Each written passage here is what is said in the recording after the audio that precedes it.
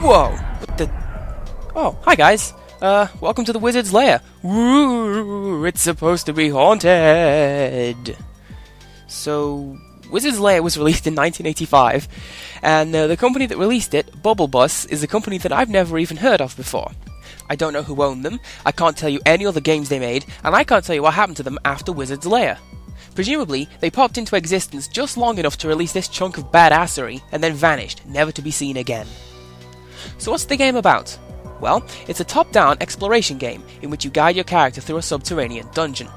There is a plot behind all of this, something to do with finding 5 portions of a golden lion that are scattered throughout the various levels of a labyrinth or something like that, but really you can forget about that.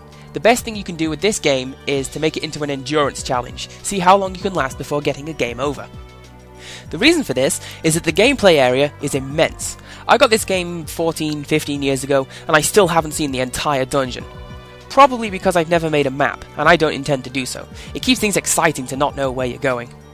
But in all honesty, there's no real way to complete the game without a full map that lists all the potential spawn points of the lion parts, and that, my friends, is too much work, so just kick back and enjoy killing things.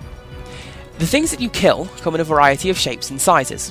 When an enemy touches you, it drains your health, and when your health hits 0, you die. Every time you enter a room, 4 enemies will spawn, entering through the doors. Usually, they spawn at random, but occasionally you'll get 4 of the same enemy. By itself, this isn't usually a problem, but the game has an annoying habit of throwing 4 Grim Reapers at you, which is cause for panic, because these enemies can kill you instantly. To fight the enemies, your character's weapon of choice is a pickaxe. More accurately, he uses a collection of pickaxes, which he throws at the enemy. The game is very generous in this respect, since it tends to give you a lot of ammunition, and every enemy will die from a single hit. The one-hit kill thing is kind of odd, because your pickaxes seem to be made of rubber. I say this because they bounce off pretty much anything they hit. Still, it's a nice effect, and you'll soon find yourself performing trick shots when you get to some of the more complicated and intricate-looking rooms. While exploring the dungeon, you'll find various treasures. Gold bars, coins, the crown jewels, that kind of thing. These are used in conjunctions with spell scrolls that are randomly dotted around the map. Scrolls can give you keys, life, or weapons, but the exact amount you get depends on how much gold you have. Thankfully, Wizards Lair tends not to put many spell scrolls in the dungeon, so you'll usually find enough gold between each scroll to get a nice haul each time round. It's worth mentioning that the game has no music, just sound effects, and that's annoying because most of the in-game sounds are, frankly, somewhat irritating. Whenever a monster spawns, it goes, and whenever you take a flight of stairs downwards, it goes. But the absolute worst part of all is when you cast a spell, where it makes this noise. Isn't that grating?